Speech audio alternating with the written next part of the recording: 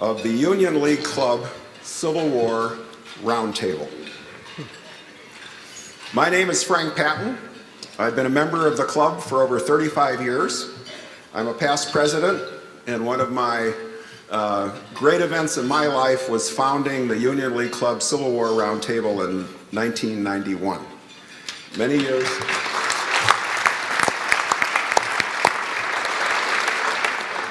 I and several of my pals could stand up here for days and bore you with minutia, but we will not do that. I also want to extend a very warm welcome to our friends from C-SPAN and the Illinois Channel, who will be both broadcasting this program. Because this is being recorded, please take a moment now to deactivate your phones and any other noise-making devices. And while you are doing that, I will tell you a story that I was told. This actually happened in one of the western suburbs by an elderly Catholic priest with an Irish brogue that was so deep that I won't even try and do a version of it. And he said, "Ladies and gentlemen, please turn off your phones. I have a pacemaker on my right side, and I have my telephone on my left side. If my left side vibrates, I say hello. If my right side vibrates, I say goodbye."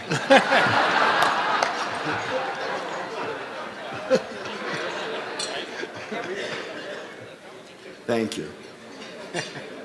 The Union League Club was founded in 1879 by those dedicated to the principles of the club's motto, commitment to community and country. Those of us who have served as officers or directors will all tell you that when we take office, our number one job is not only to preserve that commitment to community and country, but to enhance it. Last year, we served 11,000 inner-city children at 5 Boys and Girls Clubs that the Union League owns and operates. We provide hundreds more with the opportunity to spend a week at our 200-acre summer camp in Salem, Wisconsin. And through our Engineers Foundation, Civic and Arts Foundation, and Public Affairs Committee, each year we provide dozens of scholarships to aspiring and talented young people. Our commitment to education also extends to today's event. In fact, when we first started planning it, the idea was proposed, this is a great opportunity to allow Tony and Harold to share their experiences with the next generation of playwrights and filmmakers. That's why we are pleased to welcome today nearly 50 film, screenwriting, and drama students from DePaul, Northwestern, Loyola University, Columbia College, and from the School of the Art Institute of Chicago. Could you all please stand and be recognized?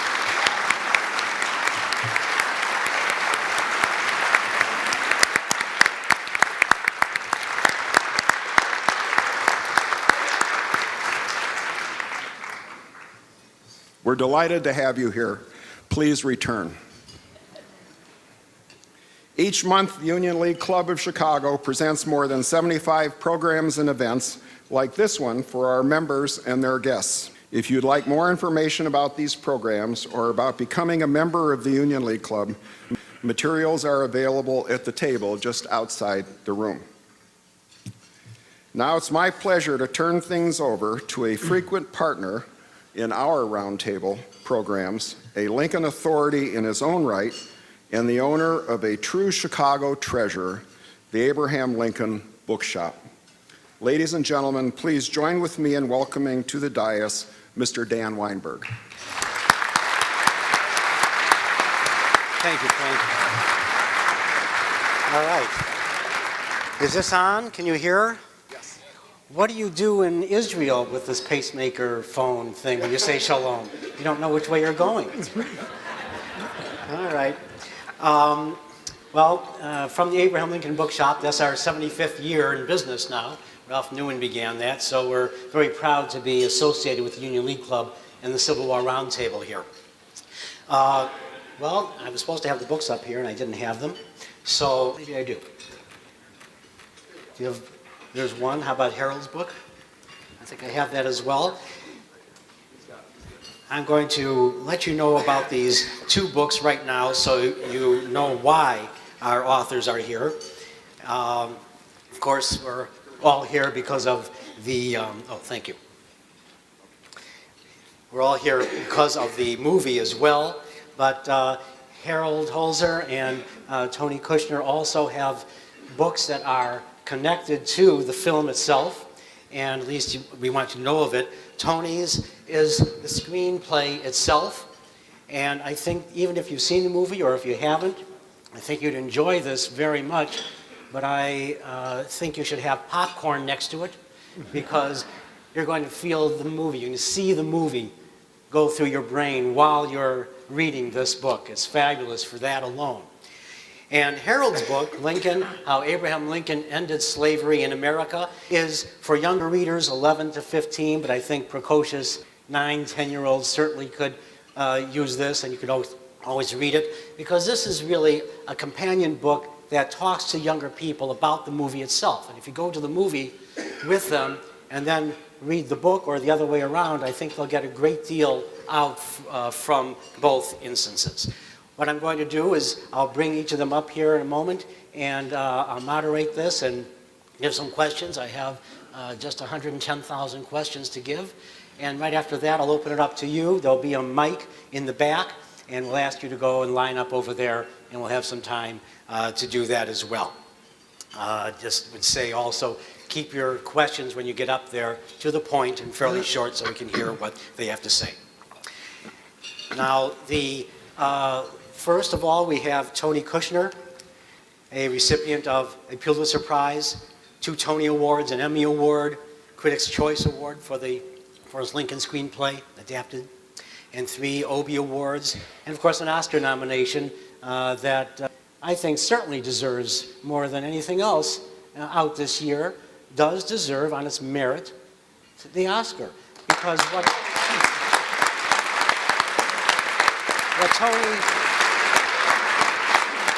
Tony has done is, for the first 20 minutes that I saw the film, my jaw was in my lap. Because everything I've been studying for 42 years was just coming to life on the screen before me. And I think he is a true rendering of the time and the tenor of the time. And for that, it's done something that no other Lincoln movie really has done. And there have been some fairly good ones, but not for the time that we have today. He's the author of Roundtable, illustrated by Maurice Sandek, co-edited Wrestling with Zion. His plays include, of course, Angels in America, Homebody, Kabul, Caroline or Change.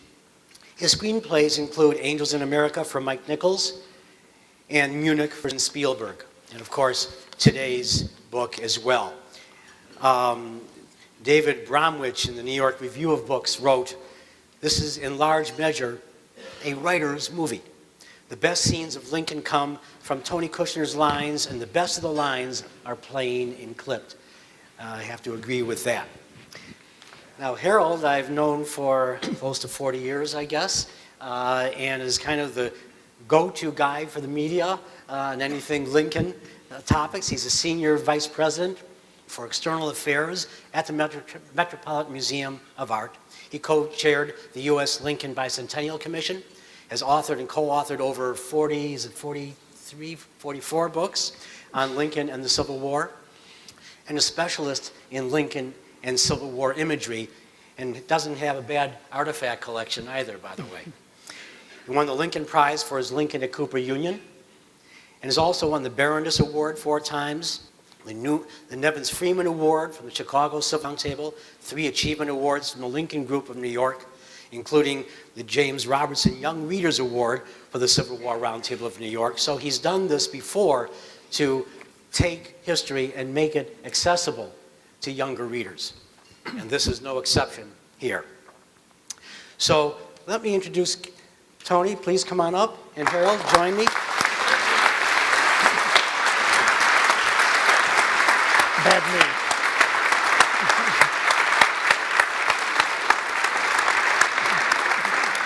And we thank the Union League Club for having us here. I think the question on most people's mind at this moment, the Obama speechwriter, Jon Favreau, quit his post, you know, to become a screenwriter. So are you thinking of becoming a... No. No, Okay. absolutely not. I thought it was on everyone's... And we actually have a president now who really doesn't need a speechwriter because he writes some of his best speeches himself. So The other thing I'd like to get off the table right this moment, because I'm frankly tired of it, is Lincoln's voice in the movie. I think that was within expected area, what we would think that he might sound like. Do the two of you believe that's all right, what he did? You know, obviously, there's no recording of Lincoln's voice. He predated electronic recording, but there are wonderfully vivid descriptions of his voice, and all of them agree that it was surprisingly high-pitched and nasal, and that it was so much so that when he first began speaking in a public setting, or one-on-one or in a small group, people would be sort of taken aback by it. And if the audience, I think, was taken aback at the first sound of Lincoln's voice, and from the press inquiries I got, that's exactly what happened, then I think they got it right. At Cooper Union, the people there were not only surprised, but mystified by the Illinois, Indiana, Kentucky accent. So I think we heard all of that. It's astonishing to me that an actor, even one as learned and who prepares as carefully as Daniel Day-Lewis does, could come that close to what I think is true. Actually, in the flag raising, where he raised the flag, Daniel Day also raised his voice even more to be heard over the crowd, something I think Lincoln probably did at the time. And the second inaugural, too. yeah, I mean, if you go to the opera, you know, the Haldane tenor is going to be the loudest thing in the room, or the soprano, but you know, bass baritones tend to get drowned out a little bit. I mean, it's a slightly higher pitch carries better, I think. When we were filming the second inaugural address, Stephen and I went and stood at the very end of the crowd to see, without any amplification, if we could hear him, just sort of out of curiosity, and you could hear him. You could hear every word of it, and it was approximately the distance that the crowd would have stood from the speaking stage. So it worked. I mean, he was audible without. You know, not to spend the whole lunch period talking about the voice. No, we're getting off this. But one thing, when Lincoln and Douglas finished their debates here in Illinois in 1858, Douglas, with the deeper baritone, the more traditional orator's voice, was completely hoarse.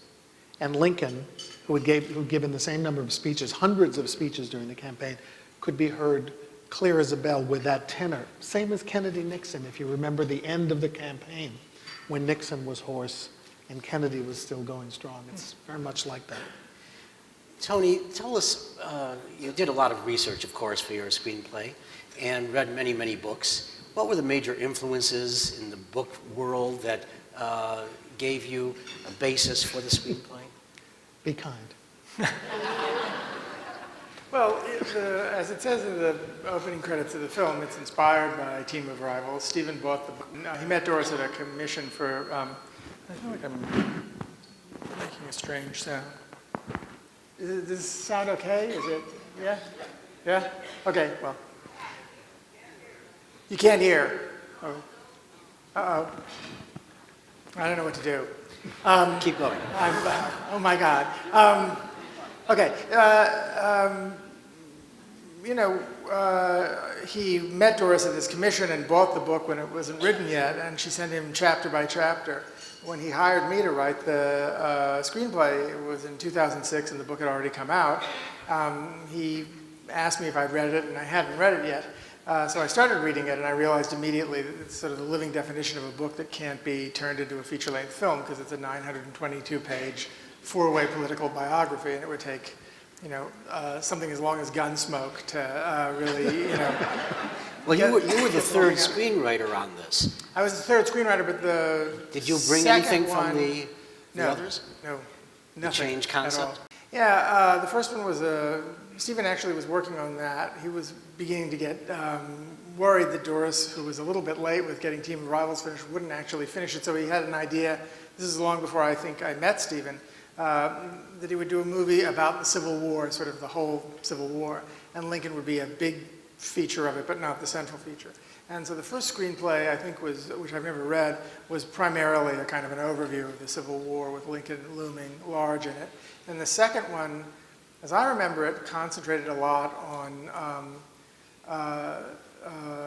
sort of the big battles in the war and Lincoln's reaction to them and sort of tracing Lincoln's development as a war president.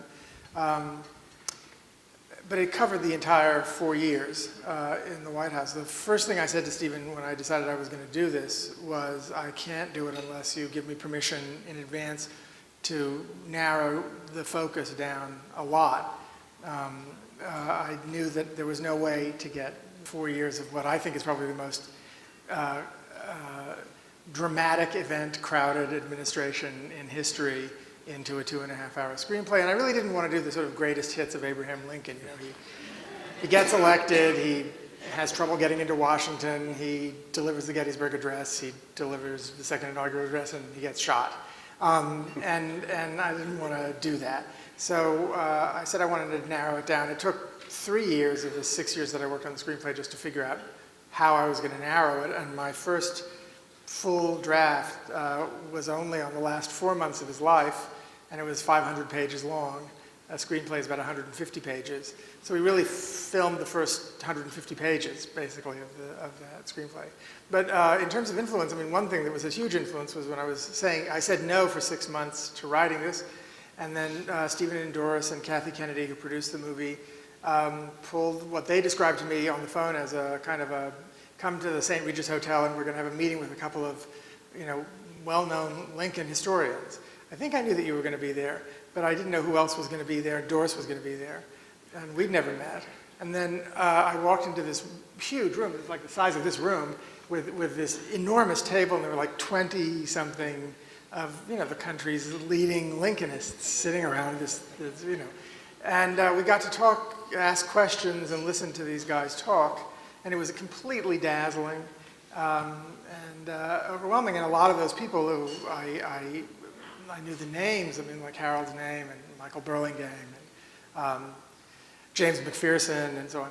I then started reading their books, and one of the things that made me decide to say yes to this project is that not just the level of erudition and the complexity of the issues that these people were grappling with, but, you know, everybody's been to academic conferences where the point is to sort of cut off the heads of all the other people giving, you know, opinions and, as they say, hold it up to show that there's nothing inside after you've cut the head off. And the kind of bitterness and rancor that you find among experts in many fields was absolutely absent in the room, or at least you guys were hiding it very well. I don't know which one. I think you had the right experts, that's why. Well, yeah, maybe. But there was a great deal of respect and openly expressed gratitude among these people. Doris's book at that point was on the bestseller list, and there was nobody who took a little, you know, swipe at her because she had this book. You know, and instead there was real excitement, and I was very moved by that. And I thought, clearly the man that these people have spent their lives studying, his spirit has kind of infused the field of scholarship.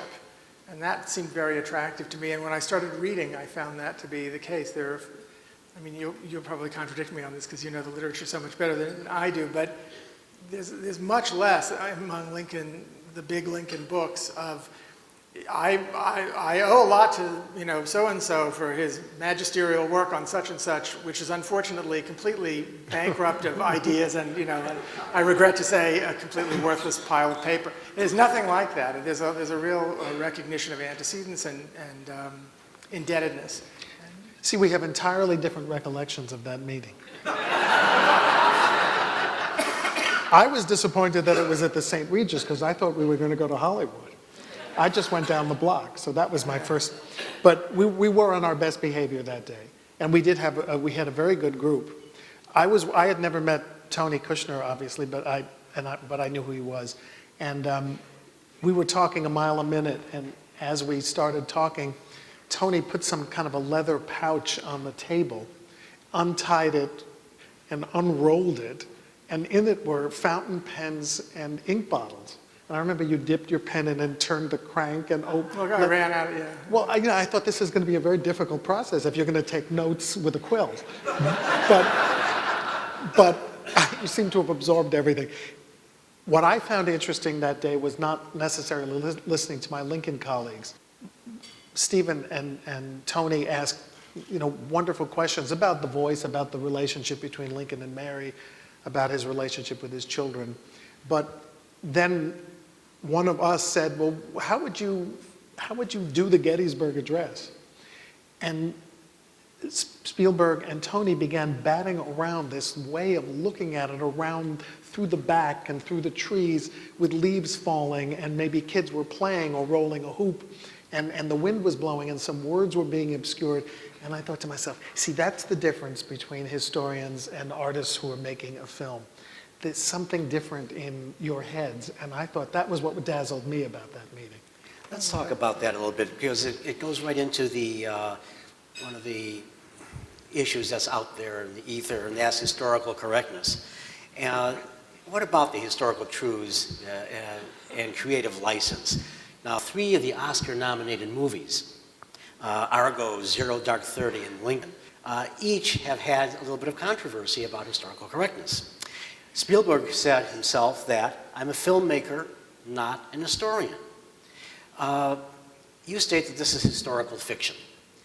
What is the relationship of reality and art in a play or a movie? Each of you. Yes, Tony. Well, this has been first of all, I won't comment on any of the issues surrounding Zero Dark 30 or Argo. But in terms of Lincoln, yes, this has been a year where there's a couple of tropes that have been repeated. One is, people from the Hill coming in and weighing in on what should or shouldn't be in a movie. And then a degree of sort of what I call gotcha culture, oh, you made a mistake about this, the whole movie is worthless. I'm unaware, and I think I'm pretty aware of criticisms that have been written of the film. I'm unaware of any issue that anyone has taken about any central part of the historical narrative of the film is based on that in any way impugns our fidelity to history. Making a decision to change the name of every representative who wasn't a significant player so that we could manipulate the order of voting so that we could create a dramatic structure, because you have to listen to 108, well, we didn't show 181 people voting because that would be really boring, but also to make it clear to people watching that as you're watching, this vote is very, very close, as indeed it was. It was a 2-vote squeaker, and that's what we show. We changed the order, which has caused distress to one person at least, or some kind of emotion. I'm not sure the distress is, as much as, oh my God, I can get a news cycle out of this. I think that kind of stuff is preposterous. There's no work of historical fiction ever that can, stand up to that kind of scrutiny. History sometimes unfolds like a beautifully written play or screenplay, but very rarely. The actual moment-to-moment unfolding of history follows accident and intention according to different laws. A film is an artificial thing. It's a construct. And so, of course, things get changed.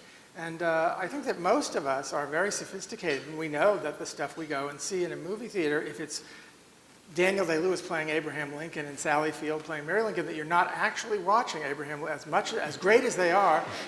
I said in a kvetchy email to Harold a couple of days ago, it's like we're living in a world full of, Peter Quince and Bottom the Weaver, people who really can't get the difference between fiction and history. There is a difference, and there's a rigor. Accuracy is paramount in a work of history. It is the accuracy of the overall story that you're telling is paramount in historical fiction. You can't say the 13th Amendment passed by 2 votes if it actually passed by 75 and it was an easy thing. Then you're lying.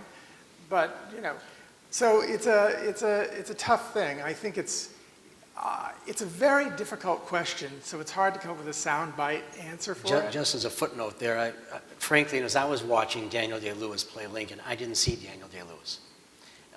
He went away. Through your screenplay and through his acting and how Spielberg presented it, I saw Lincoln, frankly. Yeah. Well, let me just address what Tony was talking about in your question, because I think it's important. Describing myself not with ego, but let's say as an educated audience for the movie. I can very easily read the congressional record if I want to get the precise debate in sequence, in order, and without embellishment. And they would be, you know, sort of like Ambien. You know, they would put you to sleep. Can't be a screenplay. It's not only that the spirit of the movie was true. I think you're being too modest in a way. It's that the screenplay and the film and the cinematography and the acting animate a period that has never been shared with the American public in this sense. Not only by brilliantly bringing this period to life. Of course, it's politically right, and the spirit is exactly right. What I think is the most impressive thing of all, and historians, to a man and woman, share this sense of awe, a little bit of jealousy or envy, that these guys picked a piece of history to focus on that is not only hugely crucial in the life of this republic and the march toward what Lincoln called to complete the unfinished work of building democracy and equal opportunity, but picked an area that is astonishingly neglected in the literature. There's only one book about the 13th Amendment and one chapter in another book. And it has cried out for attention. So I think it's great history and, you know, Shakespearean drama at the same time. Well, thank you.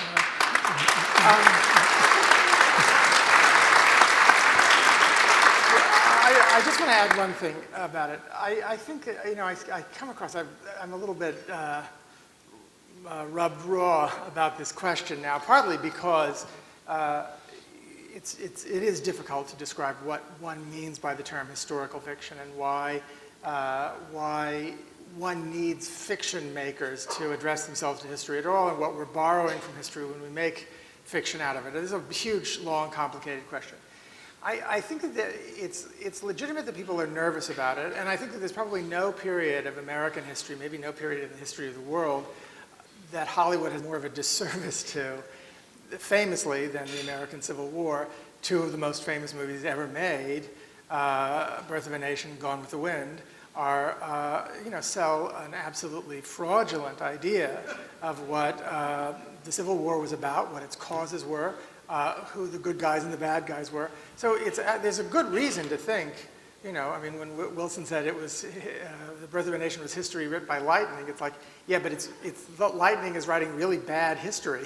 And it's, you know, there's a reason to be nervous about it and apprehensive about it. What we count on is people showing up to watch a movie knowing that it's a movie. And that, as Harold said, if you then are really interested in how the Connecticut delegation voted, you go and you do the research. Do the congressional record. You know, hopefully not just by Googling. Otherwise, stop reading Richard III because Shakespeare forgot about the parking lot scene. Right, exactly.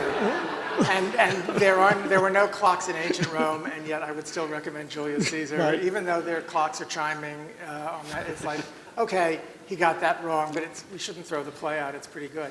Now, I've found that many people have come to me and said, I didn't know Lincoln was that sort of a politician. But, you know, I guess we shouldn't watch sausage or politics being made. Is that correct? Oh, but it's so important to watch the sausage being made. It is, actually. Because for everyone who is impatient or anxious or upset about the process that we see occurring in Washington today, slow and agonizing and frustrating, it was equally so or more so. I mean, blue and red states are challenging enough. Blue and gray states were much more challenging because they were shooting at each other, among other things. But Lincoln, of course, was a quintessential politician. He had been for 30 years when he ran for president at the point of 1864 and 5. As he says, he's clothed with immense power. Another great Lincoln line that Tony used for the screenplay. And he loved the game. He just loved the game. And you get that sense. And so did Mary, for that matter. And the She movie did, yeah. shows that they were together in that. And that's one of the reasons that they did come together, is over politics, and they both enjoyed the game. Yeah. Sean Willens in the New Republic wrote that not even Abraham Lincoln could have been both a politician and a saint. Well, you know, we're in the Lincoln bubble. And frankly, I see him as a political saint, but or maybe a saintly politician. Did he get his hands dirty? You mean in the process to pass the 13th Amendment? Or just as a politician in general? Sure.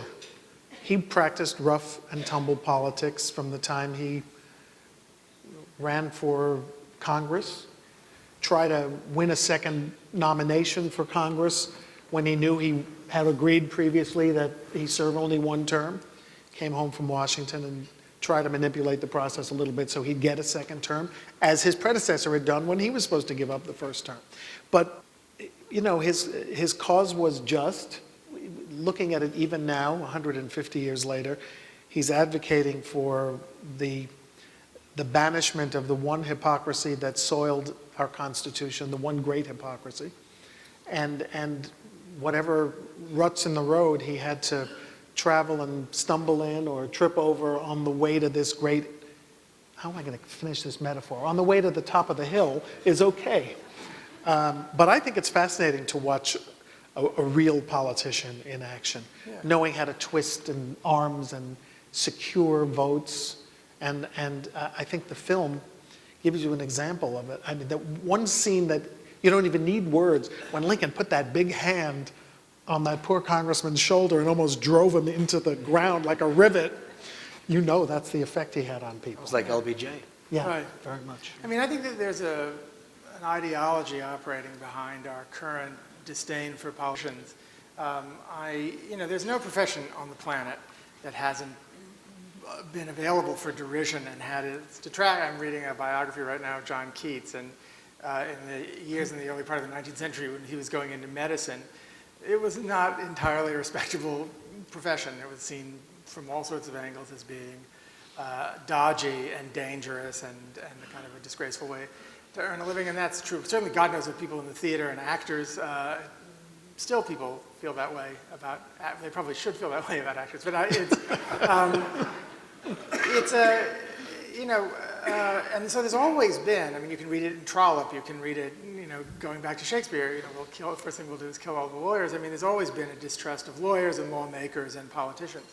But I think that there's a new kind of anathema that's been pronounced on the political field, and I think that it comes from the sort of Reagan-era disparagement of government and rejection of the idea that government has a positive role to play in human society.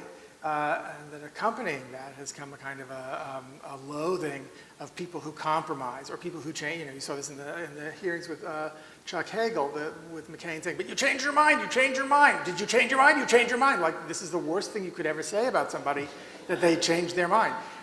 It's actually a sign of sanity and maturity. I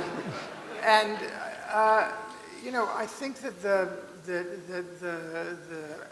business of doing the nation's business is always, I don't think of it as dirty, I think of it as being a very, very complicated game, or not a game, an art form involving compromise, deal making, and keeping your, as Lincoln says, your eyes facing Zionward. I mean, knowing where you're trying to get to the whole time that you're making these compromises, but recognizing that the processes of democracy require something other than just intense personal purity, which I kind of distrust in general. I think people are more dialectical than that inside. And so one of the things that I'm really proud of in the movie is that one of the heroes of the movie is the House of Representatives, which doesn't feature Large as the hero in many movies. And that it's a group of very flawed and some brilliant and some very not brilliant people who every once in a while get together and come up with something really astonishing, as I think they did when they passed the 13th Amendment. And I don't understand how you can have a functioning democracy that despises government.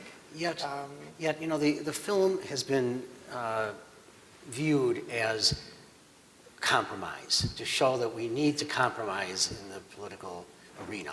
Yet there's also, that's the yin, but there's also a yang of that, I think, and that is there are times when you do not compromise. Thankfully, Lincoln didn't compromise a number of times during his administration and before. He stopped the nationalization of slavery when everyone was telling him, get off of it so that the South won't go away. He didn't compromise with the Emancipation Proclamation. He knew what he had to do. He compromised certainly by not going all the way and freeing slaves. He couldn't do it. He didn't feel he could. But he certainly hewed to, I'm going to put the emancipation out there, and it's not going to be stopped after that. And I think the same thing here in the film, that he had his foot down on that 13th Amendment, and it was going to happen. So how do we know when to compromise and when not to? Or when to do both. You raised an interesting example when you spoke about his putting his foot down about, and he actually said in Trenton, New Jersey, sometimes it's time to put this big foot down, and he went like that, and everybody sort of, in the state assembly, sort of was shaken. He actually, when he got to Washington, there was to assume the presidency, there was a peace convention going on called the Old Gentlemen's Convention, because most of the delegates were senior politicians who had left office, people like John Tyler, who was the presiding officer, would eventually become a Confederate senator. Lincoln dissuaded them from compromising. Their plan was to extend slavery to the Pacific, south of the old Missouri Compromise line. Lincoln said, don't do it, I won't encourage it. He greeted them, he was cordial, in that he compromised. There was a social interaction, there was mutual respect, something which wouldn't be a bad thing to return. But when the Congress did pass an amendment to the Constitution, which included the retrograde idea that slavery where it existed would never be challenged again, that was passed. And guess what that was? That was the 13th Amendment to the Constitution, Part 1. 13th Amendment passed the House and Senate in 1861 and was sent to the states. And guess who, to make sure that he fulfilled his duties as a chief magistrate so he could keep everyone else fulfilling the expectation of following the law, guess who sent it to the states? Abraham Lincoln. He dispatched that first 13th Amendment, which was only passed by the state of Ohio. Its author was an Ohioan. But it's called a shadow amendment because it still lives, technically. It was passed by one state, but in those days there was no deadline for passing constitutional amendments.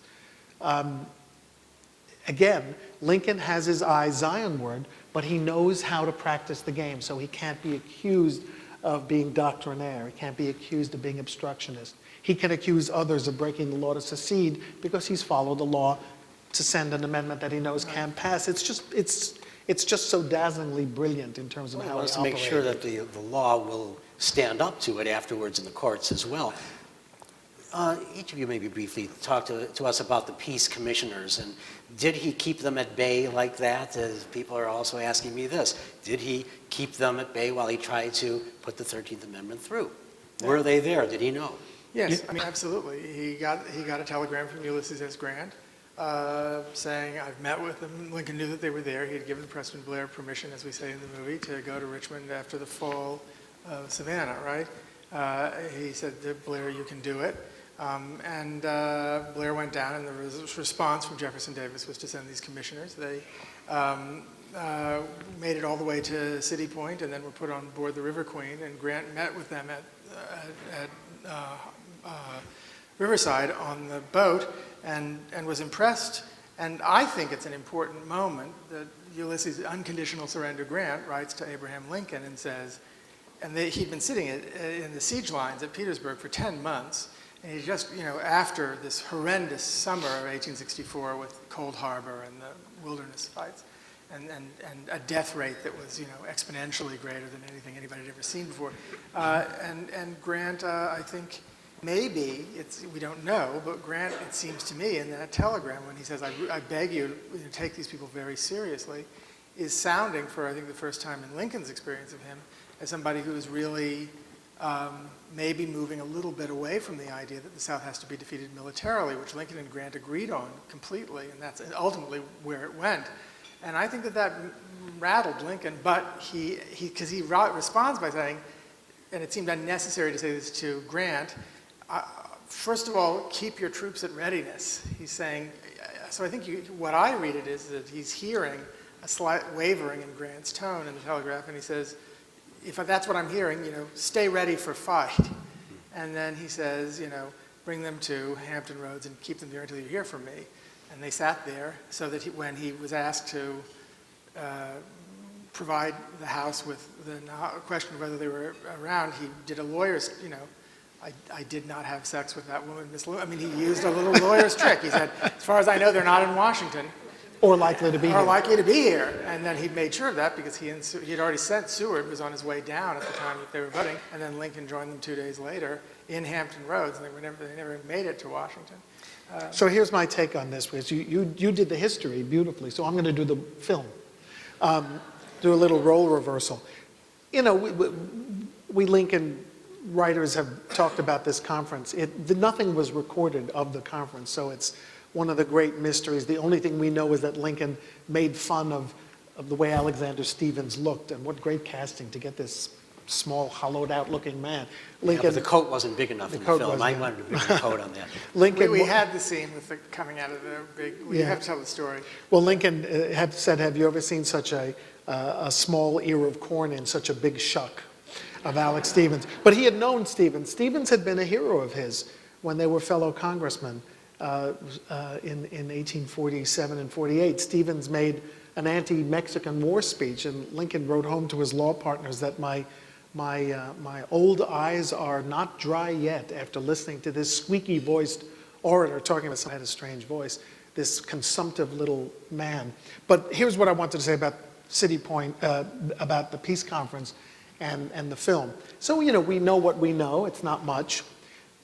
What Tony did is he has a couple of instances where the three peace commissioners catch sight of African American troops, looking at them with mixed emotions that the viewer infers, and in turn looking back at them with what I interpreted as hatred, fear, and somehow a new reckoning that they are looking at the future and it no longer includes them. And that's not in history, but that is a fantastic lesson that you've taught in that moment. I think it's a very powerful moment.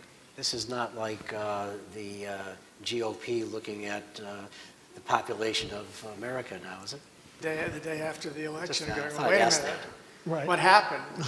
Karl Rove promised us this wasn't going to happen. I've been wanting to ask you this since I saw the film the first and second time. The dream sequence. Now, the dream of that they showed of Lincoln going to that indefinable shore that he had before numbers of times in his life when there was something really momentous that happened very shortly after, before Gettysburg was won. On April 14th of 65, he went to the cabinet and said, yeah, I just had this dream again. And he was shot that night. Well, the scene before that is that wonderful scene of him, Lincoln, sitting there, and the black soldiers, the white soldiers coming up, reciting the Gettysburg Address, talking with him. And of course, this is not something that happened, but there it is. And the second time I saw the film, I allied the two.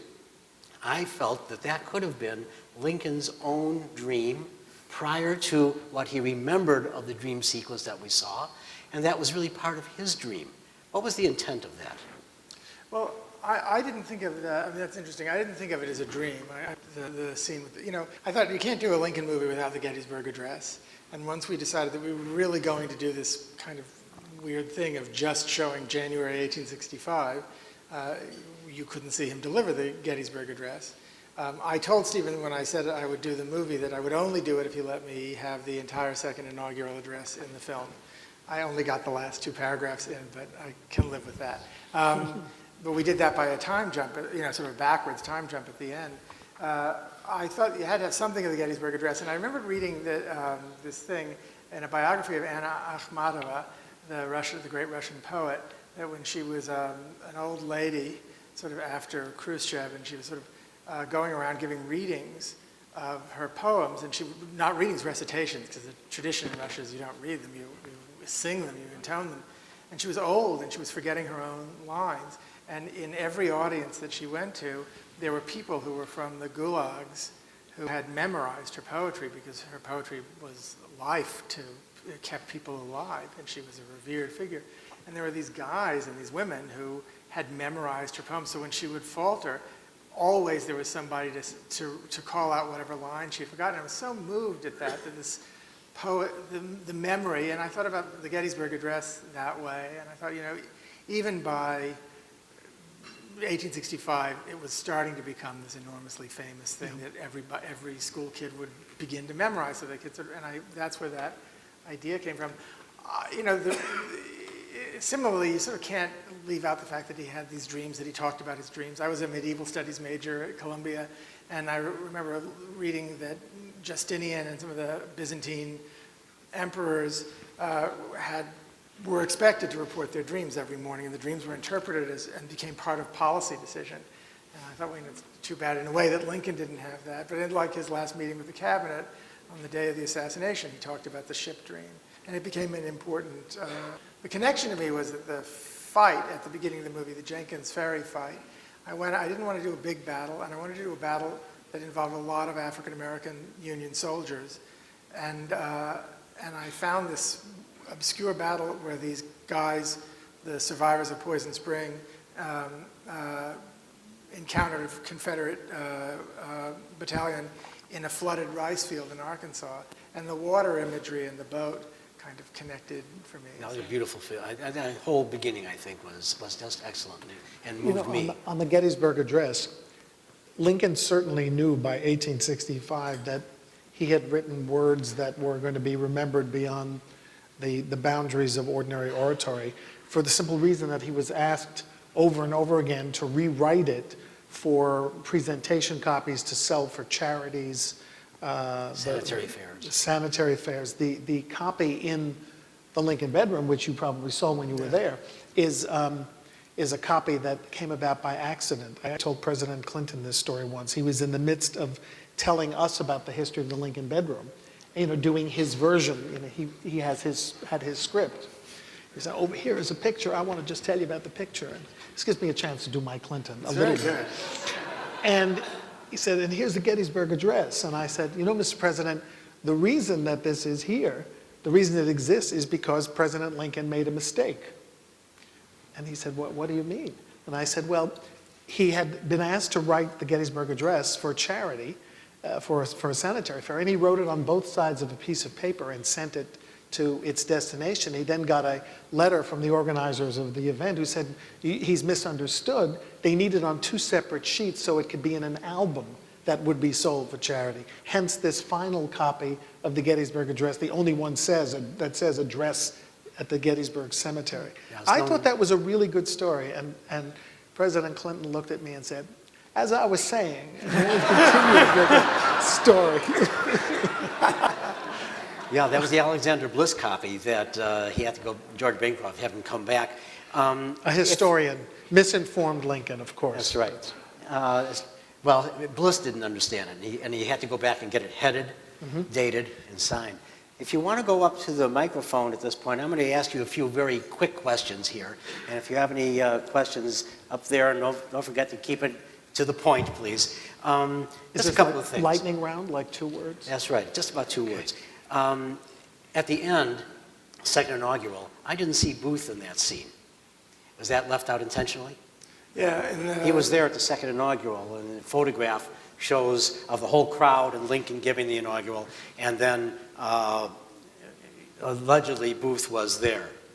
I had included him in the full 500-page screenplay just in the audience on the April 12th speech. Oh, he was there at the last speech, too, Well, yeah. he was supposedly there at the But he was speech. at the inaugural. Right, no, he was Back up, behind. yeah. When Lincoln made the speech about Reconstruction in Right, Louisiana April on April 11th. 12th, April 11th, from the balcony of the White House, and was the first president to mention the possibility of African Americans voting. And Booth was overheard saying to Lewis Powell, you know, that seems to be the moment that Booth decided to murder him as opposed to kidnap him. After we decided not to do the March-April part and really focus on January, one thing that I was happy about is that it meant that John Wilkes Booth would not be in the movie at all. I think that absolute oblivion is the fate that he deserves. I think he did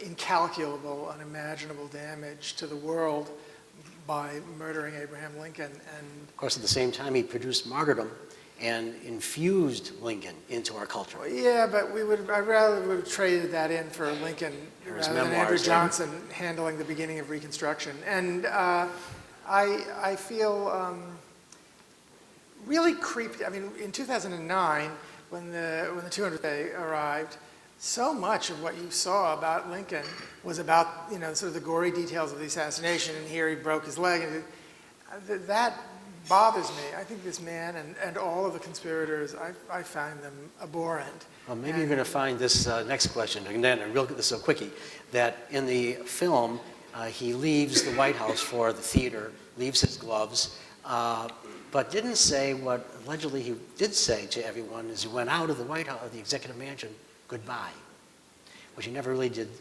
say. And others said that he said goodbye, and Instead later of they good felt night. that. I like Tony's line better. I must go, but I'd rather stay. Which is from Team of Rivals. And when I read that, I thought, okay, well, there's the exit line. Yeah. That's it. Let's get to a question, please, in the back. Yes, I was very interested after I saw the movie. I went back to Team of Rivals to read the part about passing the 13th Amendment. It's about 6, at the most 8 pages in her book. Thaddeus Stevens has maybe 1 reference in the index. How did you expand 6 pages into a 2.5-hour screenplay and create this wonderful character of Thaddeus Stevens? Well, he's a historic person, but I mean... Yeah, I mean, he gets credit for that. He was an amazing character. You know, one thing that I consider myself a person of the left, and I was very interested, as I have been most of my adult life, with the question of the relationship.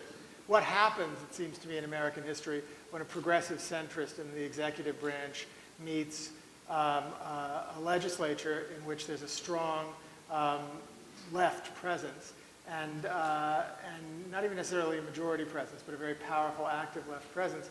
And it seems to me that these are the moments often when American history makes great leaps into the future. And you know, there's so much written about the radicals and their relationship to Lincoln, and they were so terrible about Lincoln and so wrong about so many things. It's easy to sort of say they were just this huge pain in the ass and it would have been better. But Lincoln himself didn't feel that way. And one of the things that's moving about the 13th Amendment is that it's one of the rare moments when they really worked in concert and I think achieved a very great thing. And when I became interested in Stevens and started reading more and more about him, he really is one of the most extraordinary people this country's ever produced, and the eclipse into which he's fallen is disgraceful. The guy was a moral, he's buried in a cemetery in Pennsylvania, and his tombstone, his own inscription says, it's something like, I'm in this graveyard not because I like the view all that much, or something, but it's the only graveyard in the state of Pennsylvania where black people and white people can be buried side by side. And you know, I was also enormously moved by the fact that when Lincoln died, Stevens, who was very sick with the flu, got out of his bed on a freezing cold morning and stood in the rain by the railroad tracks so he could take his hat off as Lincoln's body came by on the train. I think that he's a great and extraordinary figure. And so, you know, and I've said this before, I think you could make a 10-hour miniseries with no padding at all out of any week during the Lincoln administration. It's so insanely overpacked with great stuff. Stanton gets like 5 lines in the movie. You could certainly make 50 movies about Edmund Stanton, and should. He's another incredibly great. Seward Chase isn't even in the movie now.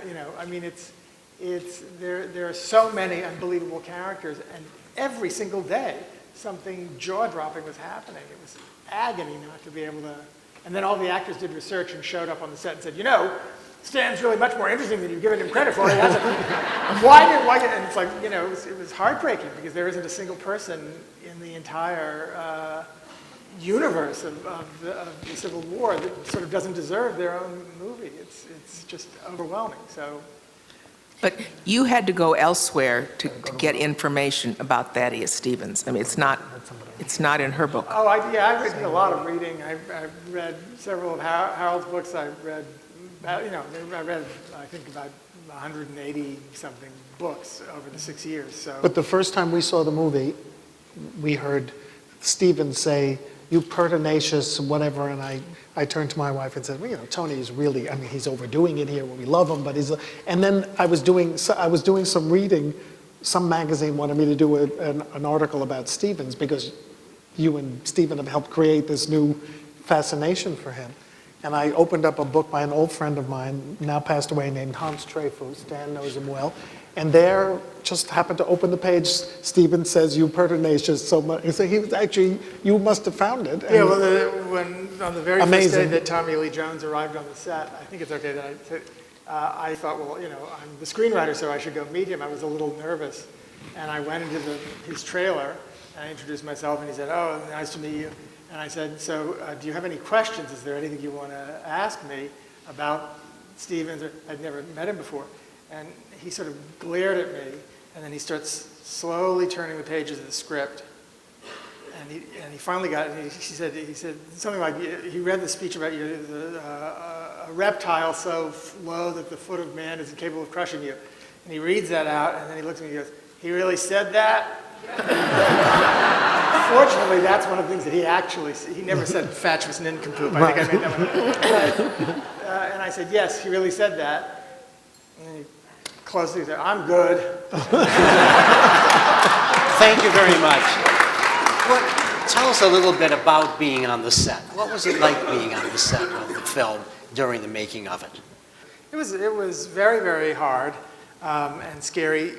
I'm a playwright, and you write a play, you see it in rehearsal, you hopefully get a great cast, and the first production's the greatest thing. You think it's like your dream come true. Sometimes that doesn't happen, but you always know the play will survive whatever's done to it in production, and there's the play, and it'll be done again. So you always have another chance. Working as a screenwriter, and actors feel this way too. You just take these things that you've worked on. Some of these scenes I worked on for a long time, and it's like feeding them into a shredder. Every day of filming, there go the following 5 scenes or 3 scenes, and they'll never be filmed again by anybody else, and that's what they're going to be forever. And so there's a constant feeling of loss on a set.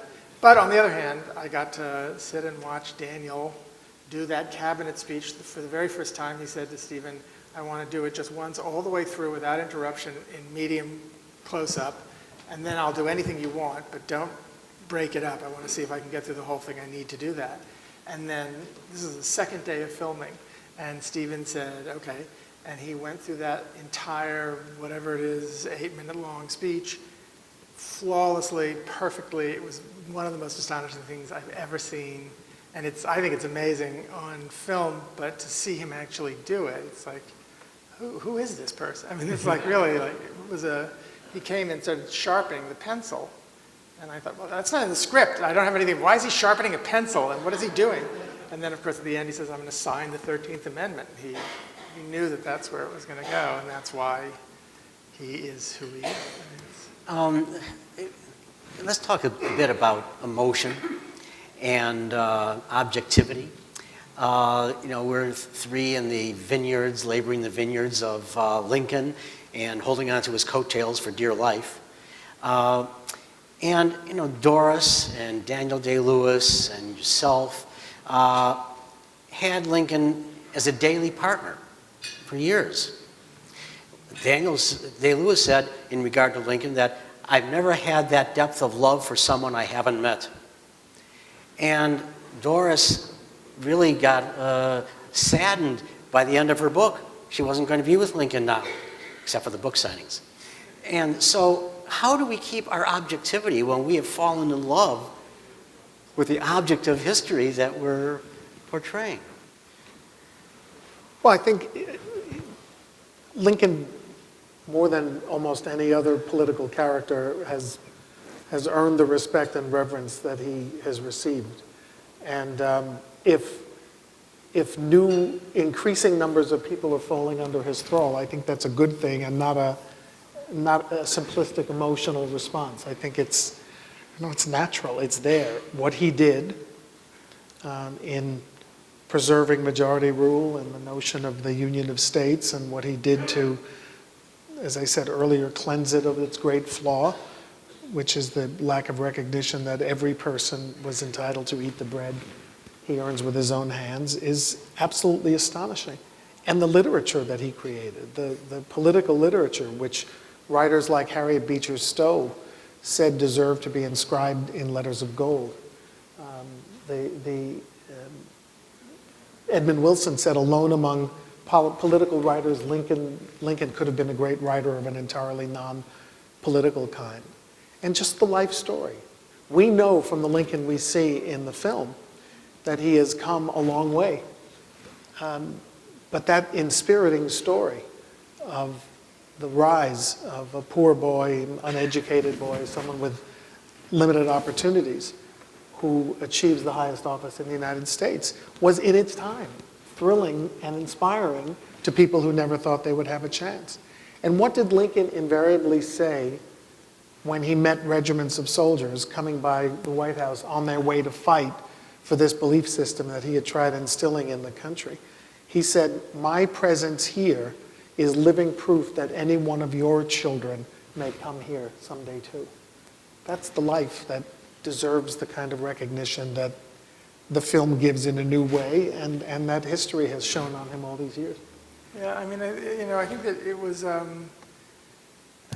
I think it's sort of sad that we live at a period where reverence or open-hearted admiration is immediately seen as a kind of a form of moral blindness, as if there are no people worthy of reverence or admiration. But of course there are.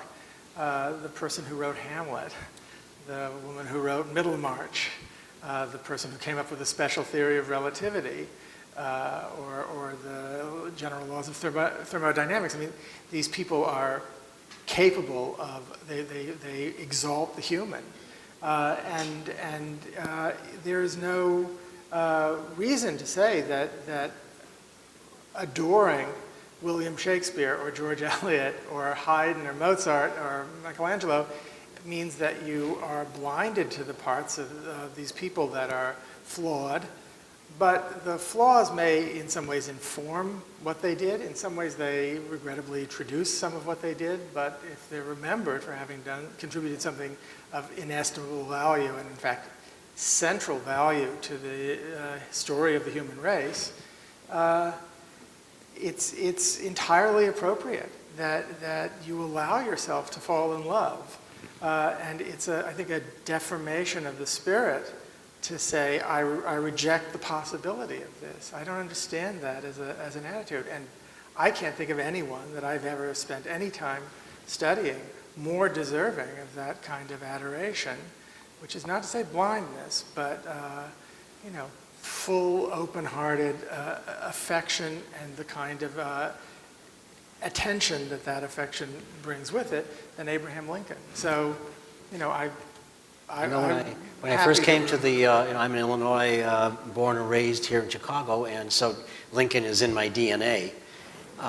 And you grow up with him on that pedestal and mythology and all that. When I came to the shop and started to really learn about him and with open eyes, he deserved that. And that opened my eyes. So that's Abraham Lincoln to us. We're going to have to close this now. I think we're at our 1:30. We're going to go back to the tables to sign books. You will go back to the table to sign books. So if you will sit for a moment and let us pass to get back there. Gentlemen, I salute you.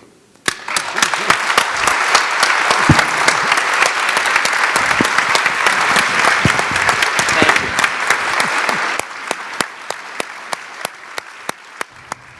you. You're watching the Illinois Channel, an independent nonprofit corporation formed to provide gavel-to-gavel coverage of Illinois state government and other public affairs events taking place across Illinois.